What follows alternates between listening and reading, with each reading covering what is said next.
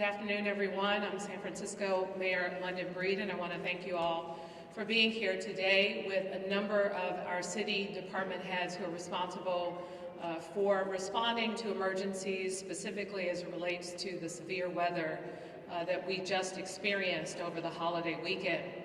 I want to start by really thanking our first responders. In fact, we were under the impression and notified by our National Weather Service that we could anticipate not even an inch of rain, and in fact what we saw within a 24-hour period was a 5.5 inches of rain, which is one of the second largest amounts of rains that we have seen within a 24-hour period. In fact, it had not happened in San Francisco in this capacity since 1849. So you can imagine that it had impacted our city in such a significant way, and including businesses, homes, our streets, and a number of other things. And although the information we had was not sufficient to help us prepare in the capacity that we needed to address the issue, our first responders, many from the Public Utilities Commission, who cleared out storm drains along with the Department of Public Works, our fire department, our police department, so many of the folks in the Department of Emergency Management stepped up and did what we needed to do to address this unprecedented event. Now, in addition to the response, the over 8,500 sandbags were distributed to folks throughout San Francisco, and we anticipate coming up another storm. A storm tomorrow, which was estimated to be 2 to 3 inches, but we are definitely preparing for more. We also expect 24 to 29 miles per hour winds with a gust of up to 50 miles per hour. So we anticipate something just as significant tomorrow as what we experienced, and we will be prepared. With sandbags, we will be prepared with support, and we want to just say to the public, please use 911 wisely. We have a lot of emergencies that we will need to respond to, so we want to make sure that 911 is used as a life or death tool only. We do have 311, so if there is major flooding in specific areas or other needs, please use 311 as a tool to be directed to the appropriate resource so that we can respond. We have a number of our city agencies that are here today to talk more specifically about what we need to do to be prepared. This, again, is something that San Francisco has only seen once, and even in 1994, to a certain extent, we saw it during that time as well.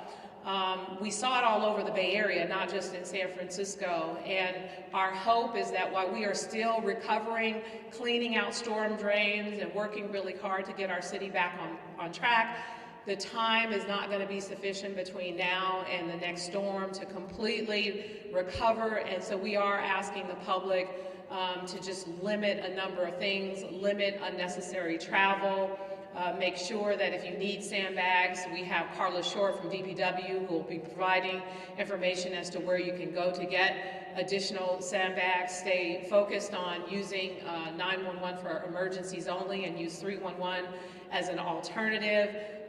We are prepared to deal with this, and we are hopeful that the public will help us. And for those of San Franciscans who have been adopting drains over the years, I know a lot of community members have taken responsibility to help clear drains to ensure that the water flow is able to make it into the storm drains, but we know that the amount of water that had come down during New Year's Eve and will possibly happen tomorrow may overwhelm our system. This is why we're going to be out working 24/7 to get our storm drains clear, to get our city prepared, and we're asking members of the public to be patient, to be understanding as we get through this, because we will get through this. And at this time, I want to introduce the Director of the Department of Emergency Management, who will be responsible for overseeing our emergency operation as we get through this very challenging time, Mary Ellen Carroll. Good afternoon. Thank you, Madam Mayor. As always, I appreciate your leadership and your support for San Francisco's emergency preparedness efforts. I want to echo my appreciation for all of my colleagues and the countless public servants, including our 911 dispatchers and emergency managers at the Department of Emergency Management who responded on New Year's Eve. Official forecasts, as the mayor noted, were less than an inch, and we obviously got much, much more than was expected. Our city employees rallied, and we activated our EOC late morning when we realized that what was happening actually was a little different than the actual forecast. So what is going to happen now is that we have a flood watch in San Francisco starting tomorrow at 4 a.m. through Thursday at 4 p.m. And we also have wind watch. Right before this press conference, I got a briefing from the National Weather Service, and the predictions are upping a little bit, so we're looking to perhaps have another inch of rain, more than what was predicted earlier, and winds are going to be stronger with up to 60 to 70 mile per hour gusts expected during the afternoon tomorrow. So we do expect localized flooding and mudslides down trees and power lines to occur in San Francisco. Our job at our Emergency Operations Center is to ensure that our storm operations are coordinated and that we can respond effectively during this storm incident. So our emergency operation will be activated for a 12-hour shift starting tomorrow and will continue for as long as is necessary. We will provide storm preparedness response, recovery, and we'll be coordinating city resources. We'll also be providing public alerts, warning, and any information that we believe necessary. In addition to the EOC activation, our 911 dispatchers are always on duty and ready to respond and answer calls.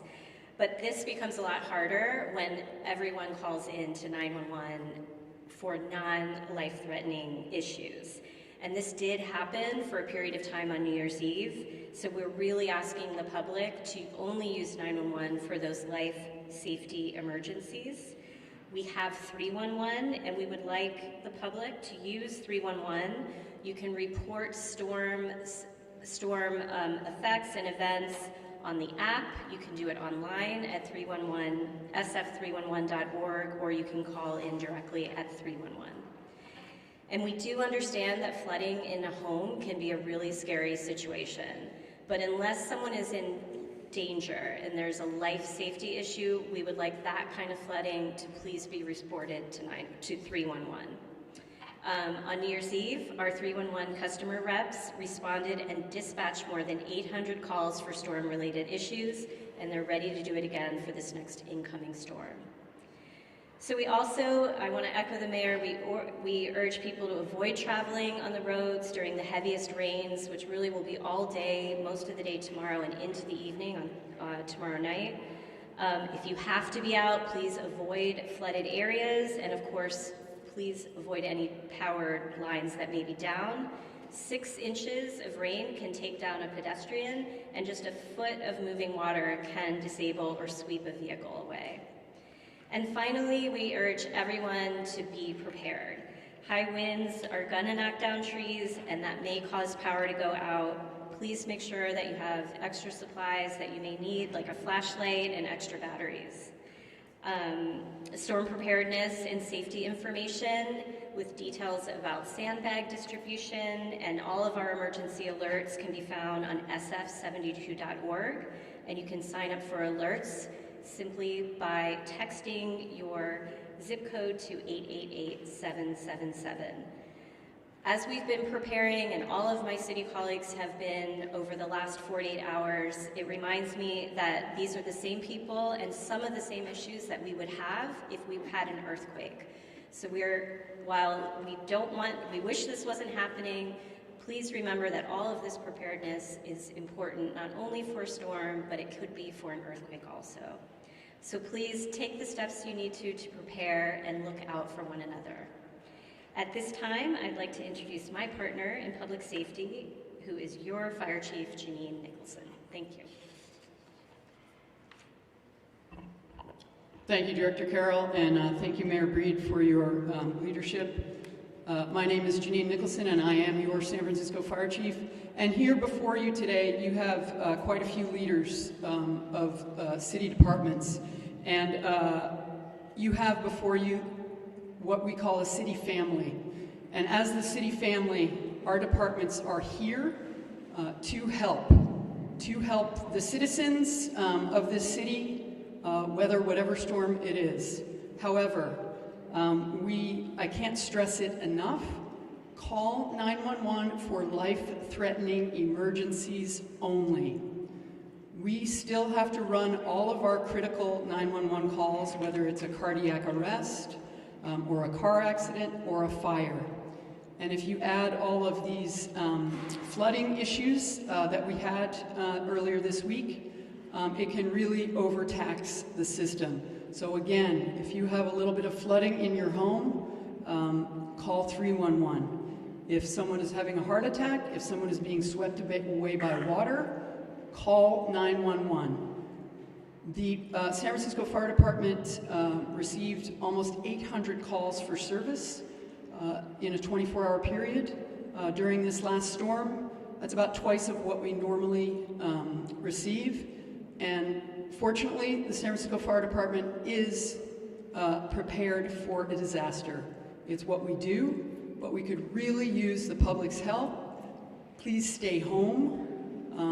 Please do have your flashlights, and if you have generators, have fuel in them to be able to take care of yourselves and your family and not have to go out in this and then have to call 911 for someone to rescue you. So please stay safe, stay home. 911 for life-threatening emergencies only, 311 for other issues. And with that, I would like to introduce another city department head, another partner in the city family, Director of Public Works, Carla Short. Thank you, Chief Nicholson, and thank you, Mayor Breed, for your leadership during this challenging storm event. As the mayor noted, we have already given out approximately 8,500 sandbags. We have additional sandbags literally on the truck on their way to our operations yard as we speak. As what we are asking the public is, if you have not experienced flooding in previous storm events, you're not likely to experience flooding. So please leave those sandbags for people who have had flooding issues in their home. We are doing everything we can to source sandbags from all over the region, and we will continue to provide updates through sf72.org and our Twitter feed at San Francisco Public Works, as well as our website. We will be updating regularly our hours of distribution for sandbags on those platforms, and if there are any additional locations. Currently, the operations yard at 2323 Cesar Chavez will be open until 8 p.m. this evening for the distribution of sandbags, and you can enter that off of the Kansas Marin entrance. So again, please, if you do not need sandbags, if you have not experienced flooding, we're asking that you leave them for people who have had flooding in the past. They are more likely to have additional flooding. But we're going to do everything we can to ensure that we have sufficient sandbags available. Thank you. Oh, and with that, I would like to introduce the General Manager of the Public Utilities Commission, Dennis Herrera. Thank you, Carla. Thank you, Mayor Breed. Thank you, all of you, for being here to help inform the public so we're all prepared for what everybody, I think, agrees are unique weather events, but unfortunately are going to become all the more common with climate change. So the fact that we are focusing on protecting our residents and focusing on flood resiliency is incredibly important. At the PUC, we have a three-pronged approach. The first is operation and maintenance. Many of you know that year-round our crews clean, repair, and replace aging sewer infrastructure through capital projects and ongoing maintenance and preventive operations and maintenance. With large storms like we are experiencing now, we increase staffing and prioritize low-lying neighborhoods to proactively clear storm drains and then respond to 311 calls related to sewers during and after the storm. We deploy rake crews to clear storm drains and specialized equipment like VACCON trucks to remove debris that helps prevent stormwater moving into our storm system. And with specific respect to this storm, we already have 3 strike crews out on the street getting ready to be deployed with the potential for a 4th, depending on where we're at in the storm. And we have 10 trucks already ready to go, 5 VACCON trucks and 5 other trucks that are designed to clean and pump out catch basins and sewer lines. So they are already ready to go to respond on a moment's notice and will be proactively out there. The second prong that we have is infrastructure projects. We have 3 separate projects in low-lying neighborhoods of the city. Many of you are familiar with them. Wawona, 15th and Wawona, 17th and Folsom, and the Lower Alamany. And those are designed to increase the volume of stormwater that sewers can handle.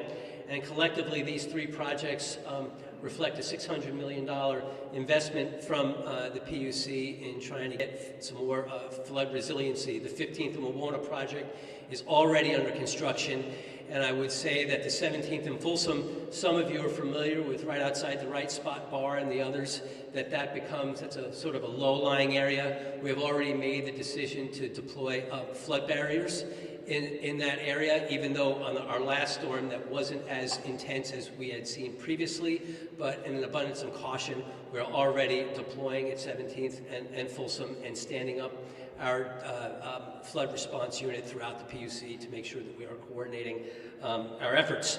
Many of you are familiar with our Green Infrastructure Program, which has already handed out $10.5 million of grants to schools and nonprofits to fund rain gardens, green roofs, and other green infrastructure to help slow down and redirect our floodwaters.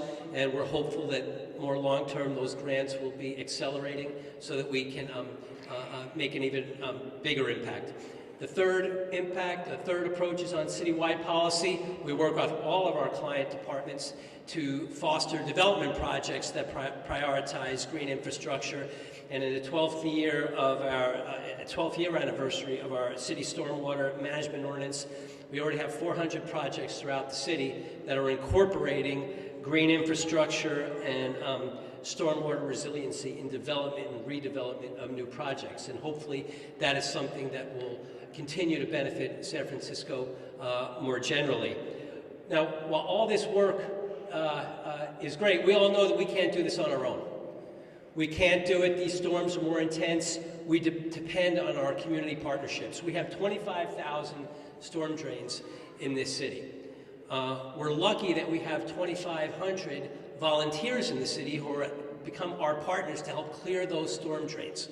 We have 2,500 volunteers who have already volunteered to take on about 3,800 of those different drains, spending their time raking and help clear those drains. And I'm very happy that we have David Lang here, who is our community partner, who has adopted 8 drains on his very own to take responsibility for. So we need to go out and spread the word about the good work that our community partners can do to help us collectively manage a problem that is going to become all the more intense with the increasing challenges that we face from climate change. So David, thank you very much.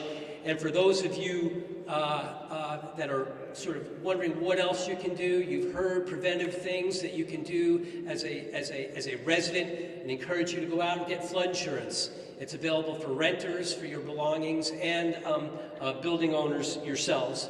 And also at the PUC to take advantage of our floodwater management grant program, where we will reimburse you up to $100,000 for projects that are flood resilient that qualify.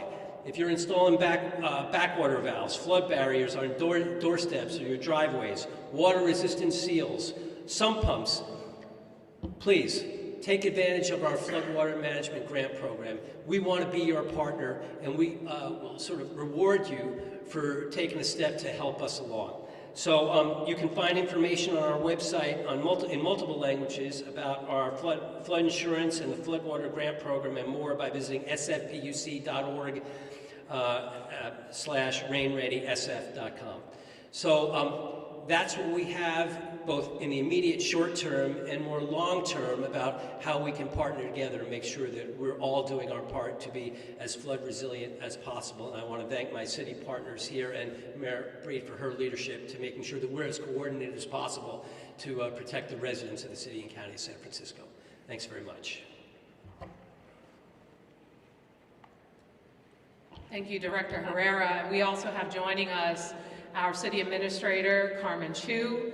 We have the Director of Homelessness, Shereen McSpadden, our Sheriff, Paul Miyamoto, and Deputy Chief from the Police Department, David Lazar. So with that, we'll open it up for questions.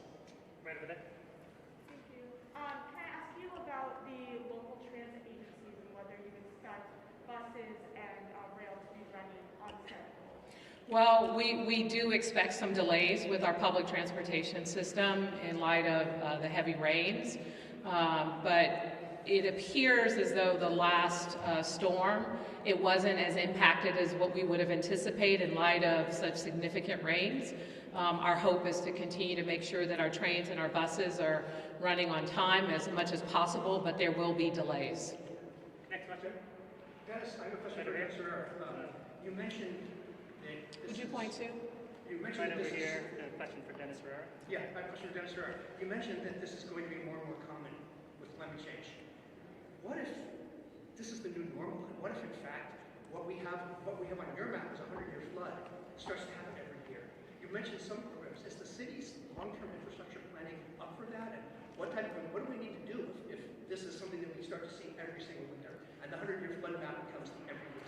Well, I think you're already seeing the investment in that kind of thing, Tim. I mean, I just talked a little bit about $600 million that the PUC is investing in great infrastructure projects. It's in recognition of the fact that we do have a changing normal. You heard me talk about the 400 development and redevelopment projects that the city has, which represents a citywide approach to development and redevelopment to demand that our development projects incorporate green infrastructure and resiliency so we can have some diversion and reroute water and make sure that it lessens the impact. So I think that those projects reflect the collective political will of everybody up here, as well as the Board of Supervisors, that we have to get ready for a new normal. So I think that is indicative of the fact that under Mayor Breed's leadership and other members of the board, that everybody takes this very seriously, and that we have to continue to look at how we can attack it in a very, very comprehensive way. Dennis, you have 25,000 drains, but do you have, are they cleaned regularly? Because I talked to people out there in 15th and Folsom who said the water was gushing out of the storm drains, and they don't know what they're going to do with this next storm coming in. Yeah, I mean, we do. We prioritize, as I said earlier, we have 25,000 drains. We do partner with people like David Lang, and there's this shared response. We have crews that go out there and rake and get to those who are aware of them, and we up that during a time where we know we're going to have a flood. We have 3 strike teams out there now doing that. So yes, they are regularly cleaned, maintained. We use our vac trucks, and we have ongoing maintenance. But you know, whenever we have a storm, things get washed in, right? So we also heighten up our intensity when we know we have something coming. A follow-up, I talked to one business owner who said she's out of luck. She canceled her flood insurance because of the pandemic. And now she's got all this damage at 15th and Folsom. What is she going to do? What can she do? I think I said we have flood insurance. We also have flood mitigation improvement program. There are people at 17th and Folsom. I can tell you there's a cafe right there on the corner across the street from the Right Spot who took advantage of that program. I got to tell you, we've been publicizing our program and encouraging business owners and individuals with a history of flooding to get out and take advantage of it so we can be your partner. And it hasn't gotten the uptake that we would have hoped.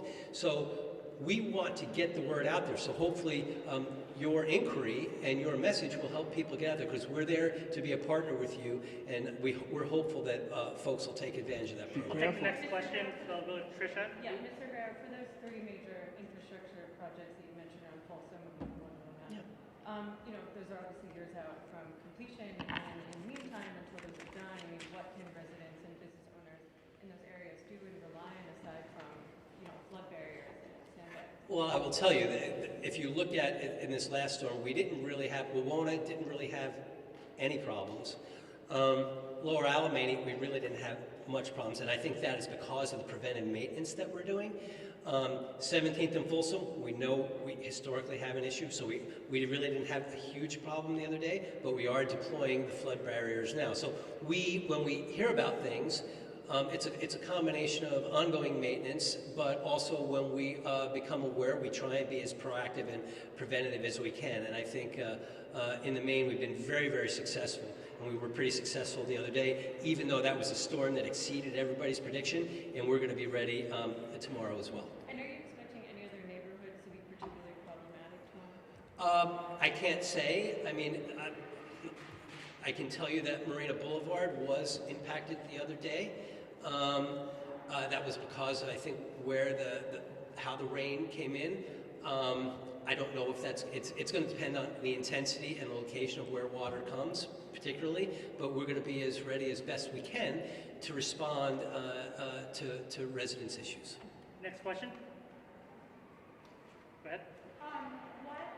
For Mayor Bruce, what's the plan right now to get people living on the streets, off of the streets, and out of the I will let Shireen McSpadden answer that question, but I want to go back to the fact that, and reiterate, we haven't seen rain of this magnitude within a 24-hour period in San Francisco, only 2 other times in 1849 and 1994.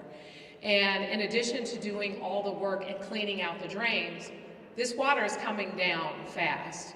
So with all the work that's happening out there to prepare, please keep in mind that a lot of this may be out of our control because of the intensity and the amount of rain that we're getting, which is not just happening here in San Francisco. I mean, you are reporting the news. You're reporting some of the challenges that have existed, that were happening here in the Bay Area as a whole, but even in Sacramento, where people experienced a number of challenges and were saved from floating in the river. So I think we have a lot of intensity in here as it relates to the water that we can expect, and we're doing everything we can to be as prepared as we can. And in light of what we received from the National Weather Service about what to expect, the fact that it was so significantly different, so out of range, and we were still able to respond with a significant number of emergency personnel in this city is something that I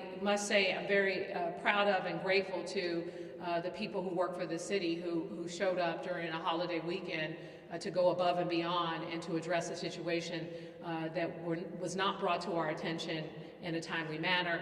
However, even though we anticipate anywhere between 2 and 3 inches, we are going to be prepared for even more in light of what just happened this past weekend. And with that, I'll let Shireen talk a little bit about what our plans are around our shelter system, including the ability to allow people to walk up on a first-come, first-served basis. Thank you, Mayor Breed, for your leadership on this. So what we have done is we've been able to repurpose some beds between our winter interfaith shelter system and some other beds that we had dedicated to certain populations. We've repurposed those within our system. Right now we've got, as of this morning, we've got 170 vacant beds within our system, and we're flexing the system so that people can walk up and access shelter in 4 different places. That is Sanctuary, next door, MSC South, and then St. Mary's, which is the Interfaith Winter Shelter. We also have staff who will be stationed at the EOC tomorrow, along with Mary Ellen and her, Director Carol and her team, and we will be monitoring the situation on a daily basis. We know that the rain is going to be with us for a while. While it's going to be worse in the next couple of days, it's going to be around for a while, and we're going to keep that system flexible through the 15th of January, but we will be monitoring on a daily basis to see what else we need, whether we need to do a pop-up or anything like that. In addition, our homeless outreach team will be out on the street talking with people experiencing homelessness, letting them know about shelter beds available and how to access them. and they will be passing out things to people who need ponchos, beanies, blankets, etc. And we will also be putting information out on social media and on our website so that people know how to access shelter beds. Thank you. Next question, Pete. Yeah, I'm not sure who would answer this, but as regarding the National Weather Service and the numbers, would there be any consideration as far as alternatives to them considering those numbers? It appears that's kind of the messaging. It was pretty far off heading into Saturday. So would there be any alternatives? I mean, we're following all, NOAA, National Weather Service, local, the PUC tracks this by the minute because of their response. You know, I just want to reiterate what General Manager Herrera said. We have climate change. The planet is changing. We experience this in the summer. We come in front of you when we have heat waves and we experience air quality issues. These are things that I've been doing this work for 18 years. The last 6 years, 5-6 years, have been completely different than what I've done over my, more than almost 2 decades worth of work in emergency management. This is the reality. And it's not just in San Francisco, it's across the board, across this country. And depending on where you are, it's different kinds of storms. Could be snow, could be hurricanes and other things. So yes, we are going to do we have not stopped since it started raining, basically on New Year's Eve. Our team has been working on this. We are going to be as coordinated as we can. We're going to get all the information out to folks. But as the mayor also said, there's a certain amount of this that's out of our hands. I think I maybe said to you, we don't have a device yet that stops the water from hitting the ground before it gets here. So, it's really around public information and everyone taking responsibility for, keeping themselves safe, keeping our first responders available for those that truly need it. And, as I said, and as Fire Chief said, people still have heart attacks and strokes and babies during all kinds of events. And so we have to have that first response capability available. So yes, we will always plan for a little bit more and we'll flex as much as we can. But we are looking at all different kinds of forecasts. And I can tell you, we've worked with NOAA and we've worked with the National Weather guys and women that do that work. They are challenged as much as anyone else. It's a whole new world. And so we're going to follow everything they say. We're going to over-prepare. And like, for instance, on New Year's Eve, we were all home hoping we were going to have a quiet day, and that didn't turn out to be the case, but that's our job. We show up, and as did people in the field. We'll continue to do that. Tricia, go ahead. Marion, you mentioned that NWS is expecting the storm tomorrow to actually be worse than initial predictions. Are they considering it to be at the level of a 100-year storm? Are they talking about it that severity? They didn't describe that, and I don't have all of those metrics in my head, but we know that it's more than probably what our storm system is going to be able to handle, which means during the heaviest periods of rain, there will be flooding.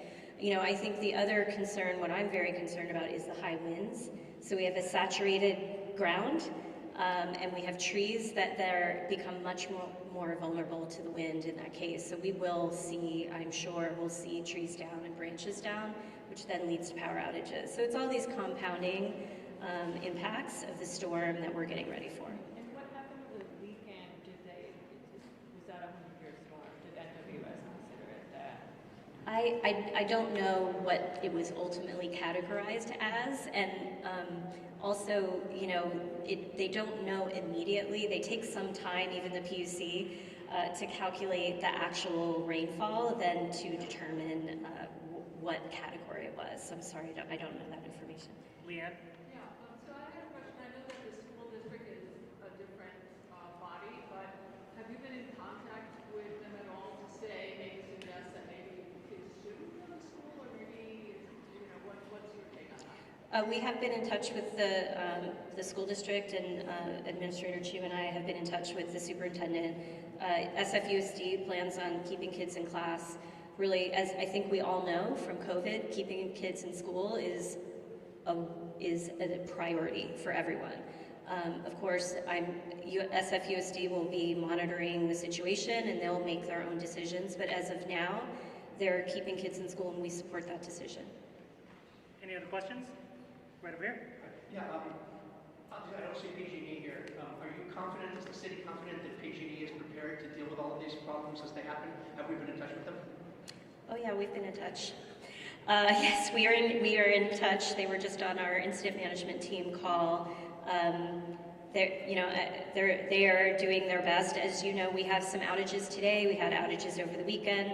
I fully expect that we will have outages over the next few days. And we will be in close contact with PG&E. For us, we try to make sure we're monitoring our most critical infrastructure, such as the 911 center, hospitals, and other operation centers. And PG&E is well aware of what those are. So, yes, we are close partners with PG&E. All right, everybody, that concludes our press conference today. We'll do one more? Okay. One over here. I was down over on 15th Pulse one Saturday. I saw the video of me, folks out on the little surfboard paddling out. Spoke to two of them. They were still cleaning out their garage where the cars were and stuff. They didn't have a lot of faith and confidence that this could be avoided again. What do you tell this family? Well, as I said, this is something that is unprecedented for our city, for the Bay Area, and we're going to do everything we can to prepare, but we can't control the weather. We can only make sure that we're doing everything we can prepare to ensure that our storm drains are clear, to ensure that our emergency responses are prepared, and that we are able to respond to people to provide help or to provide support. More so probably going to be after the fact in a case like what we're talking about as it relates to Folsom. We know that a lot of people are experiencing this, not just there, but also in the Bayview Hunters Point community and other neighborhoods where their homes have been red tagged. So I think at the end of the day, making sure that we're making the investments in infrastructure, making sure that we're making adjustments like our Public Utilities Commission Director had talked about, all these investments. I mean, if our city was not on a path to think about the possibility of heat waves and extreme weather as it relates to rains and other things, capturing that rainwater in a more responsible way and providing the level of support and changes to our infrastructure that we have over the past couple of years, things could have been a lot worse. So what we can say is we're going to do everything we can to prepare. We'll reassess the situation and make additional improvements to our infrastructure throughout the city to hopefully make sure that this doesn't continue to impact our residents and our businesses in such a significant way. Thank you. Thank you, everybody.